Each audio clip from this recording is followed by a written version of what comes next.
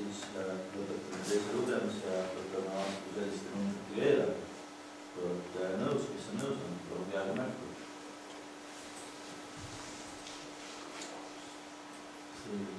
Kes on selle vastu? Üks, kes on erapooletud. Eelarve on vastu võetud. Eelarve on ju rõõmustav selles mõttes, et ega me järgmine aasta ei ole ju enam meie, kes eelarvet võtavad, jah? Ja selles mõttes on ta Raasiku poole pealt ikka väga hea, et me näeme suurt rõõmu. Ma arvan, et see uus lasteaed nüüd ikka tuleb, see on meile ikka väga suur rõõm. Juht on positiivselt, sellepärast investeeringu jaoks vajalikud summad läksid sisse.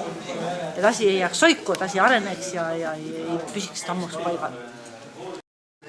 Ma olen väga rahul. Muidugi, mida me ei ole veel kuskil kohanud ega kuulnud, kuidas see maamaksu vabastamine meile mõjub, et seda me veel ei tea. Ja eks siis aasta lõpus on näha, sest ega me ei oska ette arvata, palju me majanduskulud see aasta üldse tuleb.